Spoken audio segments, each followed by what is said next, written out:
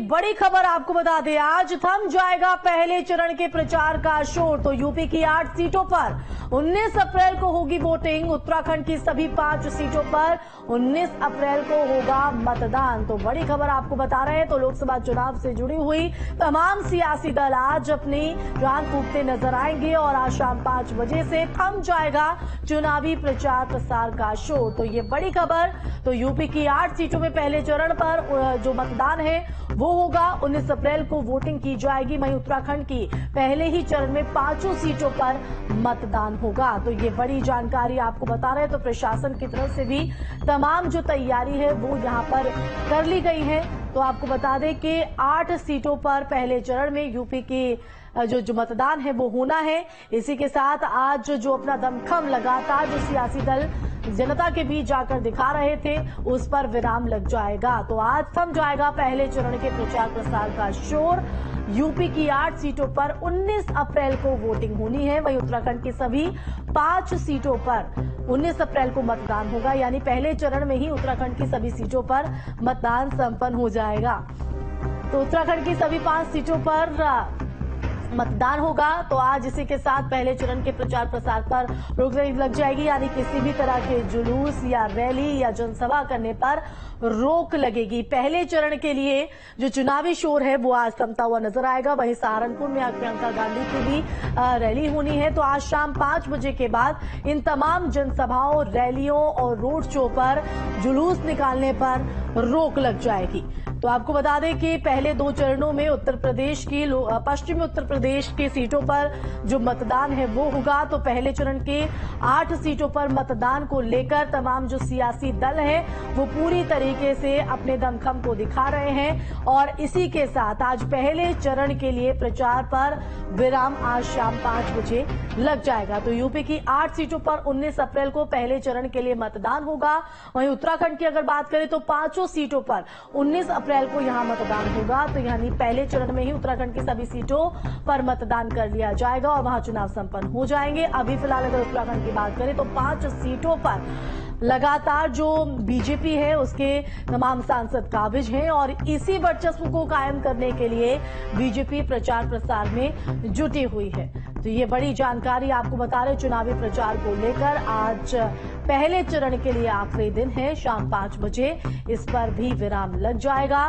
तो तमाम जो दिग्गज है वो आज अपना दम यहां पर फूंकते नजर आएंगे। तो बड़ी जानकारी लोकसभा चुनाव को लेकर तमाम जो दल हैं वो अपने अपने समीकरण साधने में जुटे हुए हैं। तो चुनावी शोर पर जो विराम है वो इसके साथ यहां पर लगता हुआ नजर आएगा। तो ये बड़ी जानकारी आपको बता रहे हैं चुनावी प्रचार प्रसार को लेकर। तो तमाम जो दिग्गज हैं वो चुनाव प्रचार प्रसार में जुटे हुए हैं।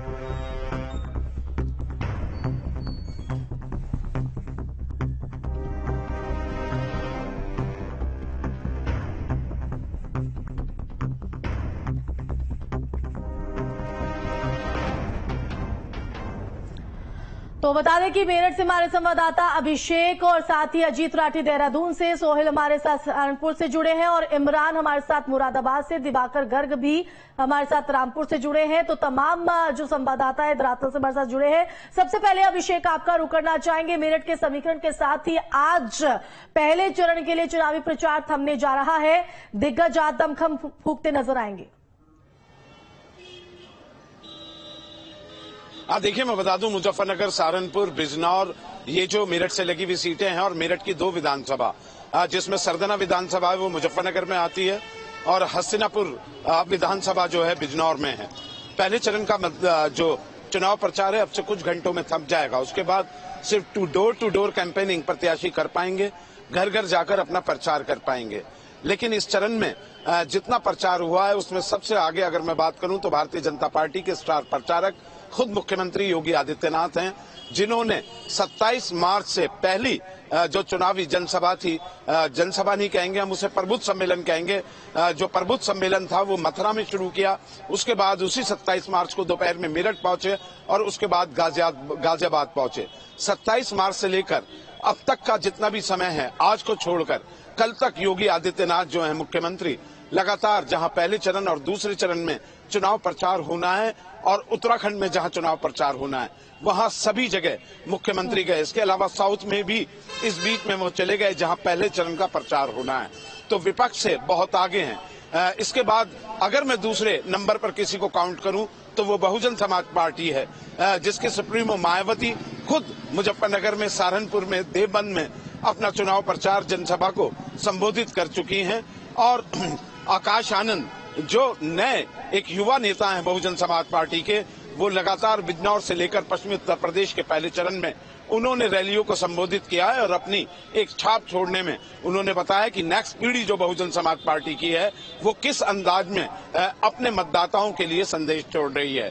और वहीं अखिलेश यादव वो मीरापुर में, मुजफ्फरनगर के पास जो मीरापुर है, बिजनौर और मुजफ्फरनगर की सीमा पे लगा हुआ, वहां से उन्होंने जन प्रचार शुरू किया है। और आज वो गाजियाबाद में राहुल गांधी के साथ थे। तो कुल मिलाकर पहले चरण का जो ये चुनाव प्रचार है, प्रियंका गांधी सहारनपुर में है ही, रोड शो करेंगी।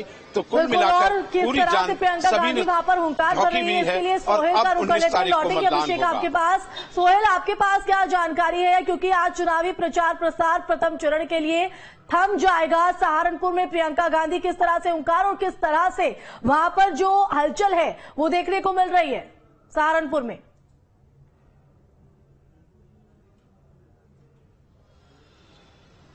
जी बिल्कुल, मैं बता दूं, यूपी की 8 सीटों पे साथ साथ अगर बात की जाए सहारनपुर की, तो सहारनपुर के अंदर भी आज 4 से 6 बजे के बीच में चुनाव प्रचार थम जाएगा। और इस अंतिम दौर में सभी पार्टियों ने, प्रमुख पार्टियों ने अपनी जो है ताकत का प्रदर्शन किया। अगर मुख्यमंत्री योगी आदित्यनाथ जी की बात करें तो 28 मार्च से उनका लगातार आज तक अगर बात की जाए तो ये चौथा मौका था जब कल उन्होंने सहारनपुर के अंदर एक रोड शो किया। और उसके तुरंत बाद ही आज प्रियंका गांधी 12 बजे सहारनपुर में पहुंची थी और उन्होंने गोलकोटी से लेकर वाया कब्बों के पुल और सीधा गुरुद्वारा रोड तक उन्होंने एक पूरा रोड शो निकाला। हजारों की संख्या पे जो है प्रियंका गांधी के चाहने वाले, महिलाएं भी काफी मौजूद थी जो प्रियंका को देखना चाहती थी। प्रियंका के ऊपर जो है पुष्प वर्षा भी की गई। लेकिन अगर बात की जाए कल के मुख्यमंत्री योगी आदित्यनाथ के रोड शो से, तो जो जनसैलाब वहां पर उमड़कर आया था वो प्रियंका कहीं ना कहीं इतना जनसमूह नहीं जुटा पाई। और आज सहारनपुर के अंदर 4 बजे के बाद जो है कभी भी प्रचार जो है बंद हो जाएगा। जो डीएम है यहाँ के जिला निर्वाचन अधिकारी, उनकी जिम्मेदारी रहेगी कि आगे से कोई स्टार प्रचारक यहाँ न आए। और जो स्टार प्रचारक, अजीत भी हमारे साथ लाइव बने हुए हैं। अजीत, उत्तराखंड में क्या हलचल है चुनावी प्रचार प्रसार को लेकर, क्योंकि पहले ही चरण में 5 सीटों पर मतदान होना है और आज शाम 5 बजे से चुनावी प्रचार का शोर भी थम जाएगा। जी असीमा, बिल्कुल देखिए, इलेक्शन कमीशन ऑफ इंडिया का एक मैकेनिज्म है और बहुत पुरानी गाइडलाइन है। कानून के मुताबिक आज शाम 5 बजे यहां सभी राजनीतिक दलों का चुनाव प्रचार थम जाएगा, ये शोर थम जाएगा और उसके बाद एक कसरत शुरू होगी आंतरिक अभ्यास की, लोगों से मिलने की, डोर टू डोर कैंपेन करने की। तो 5 बजे ये चुनावी शोर थमेगा। उसके बाद में शोर तो नहीं होगा, लेकिन सन्नाटे में प्रत्याशी लोगों से मिलेंगे, घर घर जाएंगे, जितना कोई जा सकता है। क्योंकि पहाड़ की लोकसभा सीटें हैं, क्षेत्रफल बहुत होता है मैदानी जिलों के अपेक्षा, तो यहां पर एक चुनाव प्रचार करना एक बहुत मुश्किल और टेढ़ी खीर होती है।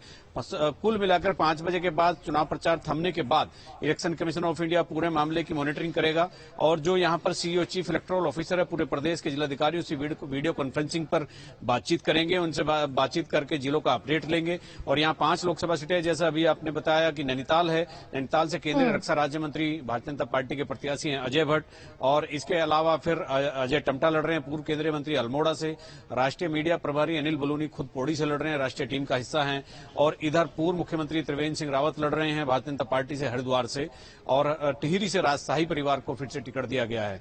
ये काफी यहाँ पर 5 सीटों पर काफी हॉट हो गया है। और हरिद्वार को अगर हम देखते हैं तो हरिद्वार में काफी कॉम्प्लिकेशंस पैदा हो गए हैं। कल 2 प्रत्याशियों के आमने सामने जुलूस के आने से जो सिचुएशन वहां पर पैदा हुई वो हिंसा होते होते रह गई। इस तरह की सिचुएशन हरिद्वार में क्रिएट हो रही है। और उधर बहुत हॉट सीट हो गई है पौड़ी, वहां पर राष्ट्रीय मीडिया प्रभारी अनिल बलूनी के आने से और एक मुगाहट चुनावी प्रचार के शोर थमने को लेकर।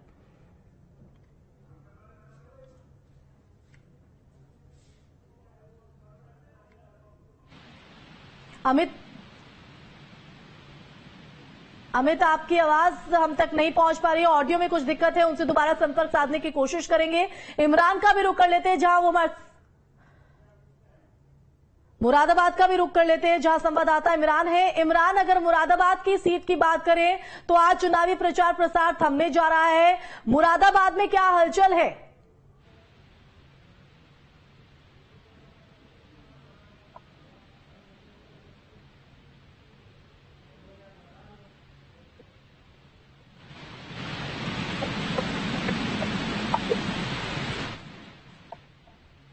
बिल्कुल इमरान, आपकी आवाज में भी थोड़ी दिक्कत आ रही है, दोबारा से संपर्क आपसे साधने की कोशिश करेंगे। और रामपुर से संवाददाता दिवाकर भी हमारे साथ जुड़ गए हैं।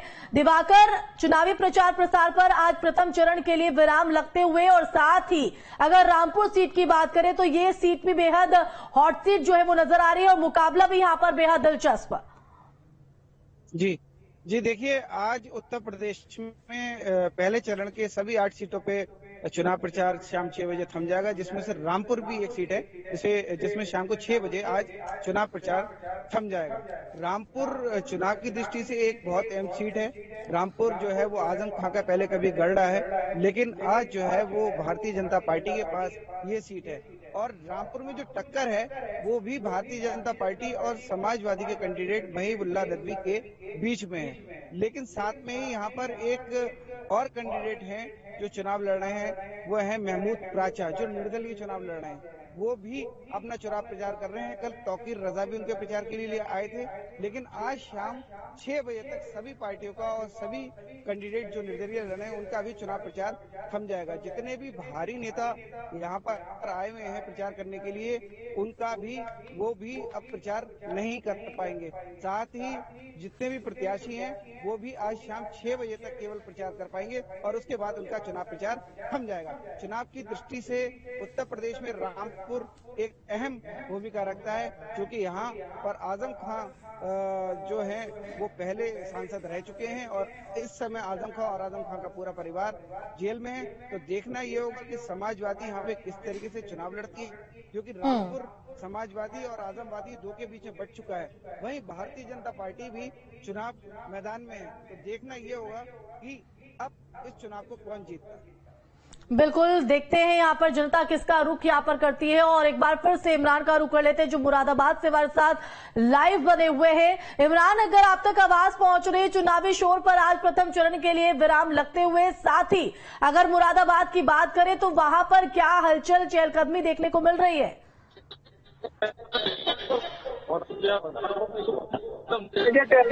बंद हो जाएगा। बात करें चुनाव प्रचार की तो मुरादाबाद लोकसभा को भारतीय जनता पार्टी ने पूरी ताकत झोंक दी है, और 7 साल बाद बसपा सुप्रीमो मायावती भी यहाँ जनसभा को संबोधित कर गई है। और आखिरी चरण में आखिरी लम्हे समाजवादी पार्टी के सुप्रीमो अखिलेश यादव भी मुरादाबाद लोकसभा में आज आए जनता को संबोधित करेंगे। ठीक है अभिषेक, फिर से मैं आपका रुख करना चाहूंगी, क्योंकि अब अगर समीकरण की बात करें और आप ग्राउंड पर हैं, बहुत बेहतर तरीके से हर स्थिति को समझ भी रहे होंगे और भाप भी पा रहे होंगे जनता के मूड को। अब प्रथम चरण नजदीक है, लेकिन कौन मजबूत कौन वीक है, ये सवाल लगातार बना हुआ है। देखिए, समझना होगा कि प्रथम चरण पहले से ही बहुत ज्यादा महत्वपूर्ण रहा, चाहे भारतीय जनता पार्टी हो या विपक्ष हो। पश्चिमी उत्तर प्रदेश के पहले और दूसरे चरण से जो हवा बन के जाती है वो पूरी में, क्योंकि सबसे ज्यादा प्रदेश में यूपी में ही सबसे ज्यादा सीटें हैं और पूरा फोकस भारतीय जनता पार्टी का यहां से। खुद प्रधानमंत्री नरेंद्र मोदी यहीं से चुनाव लड़ते हैं उत्तर प्रदेश से, तो यूपी की से ही सीधी दिल्ली की सत्ता तक निकलती है।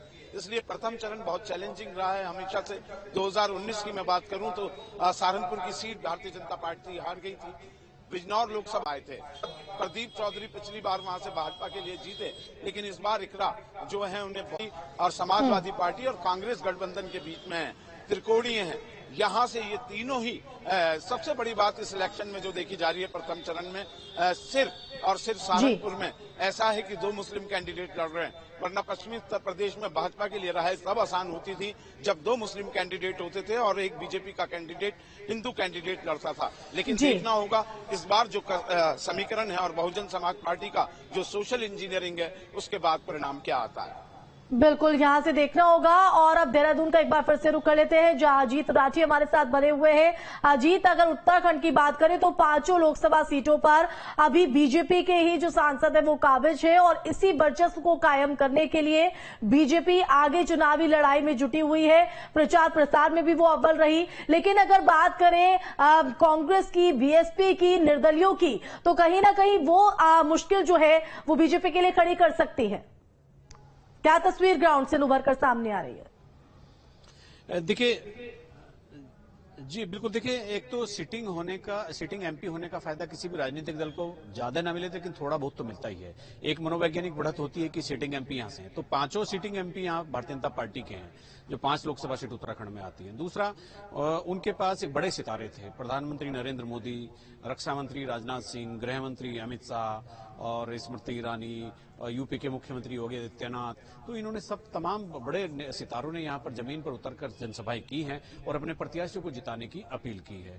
दूसरी तरफ कांग्रेस की अगर हम बात करते हैं, कांग्रेस चूंकि 2009 के बाद यहाँ कांग्रेस का सूखा लोकसभा में खत्म नहीं हो रहा है और हर चुनाव में वो खेत रहती है। तो पिछले चुनाव में भी और उससे 2014 का जो चुनाव था वहां भी 5 सीटें हार गई थी, जबकि 2009 में कांग्रेस ने 5 सीटें जीती थी, लेकिन उसके बाद एक भी सीट कांग्रेस जीतने में नाकाम रही पिछले 10 साल में। इसकी वजह कुछ कांग्रेस की एक तो अंदरूनी यहाँ पर लड़ाई है। बड़े बड़े नेताओं का चुनाव शुरू होने से पहले ही ऑन कैमरा ये कह देना कि हम चुनाव नहीं लड़ेंगे, तो कार्यकर्ताओं का मनोबल टूट गया था। तो कार्यकर्ताओं के मनोबल की चिंता किए बगैर नेताओं ने अपनी प्राथमिकताएं पार्टी से अलग कर ली थी कि हम चुनाव नहीं लड़ेंगे। उसका यहाँ पार्टी पर, संगठन पर और कार्यकर्ताओं पर बहुत ही जबरदस्त असर पड़ा। फिर दूसरी बात, कांग्रेस के पास बहुत बड़े सितारे भी नहीं थे। प्रियंका गांधी की रैली को अगर छोड़ दें तो कोई बड़ा नेता इनके पास नहीं था। खड़गे जरूर आए एक बार, लेकिन कोई एक बड़ा नेता नहीं था जो यहाँ पर चीजों को मत सके और यहाँ पर जो स्ट्रीमलाइन कर सके, कार्यकर्ताओं में जोश भर सके। मायावती ने एक रैली हरिद्वार में की है, अपने कार्यकर्ताओं में जोश भरने की कोशिश उन्होंने की। बसपा के प्रत्याशी यहाँ पर नैनीताल और उधम सिंह नगर में काफी मजबूत स्थिति में रहते हैं और मायावती इस वेस्टर्न यूपी से लगे हुए हिस्से में उसी तरह के प्रत्याशी चयन की सियासत हो या अपनी पॉलिटिक्स हो, वो वेस्ट यूपी स्टाइल में ही यहाँ पर राजनीति करती रही है।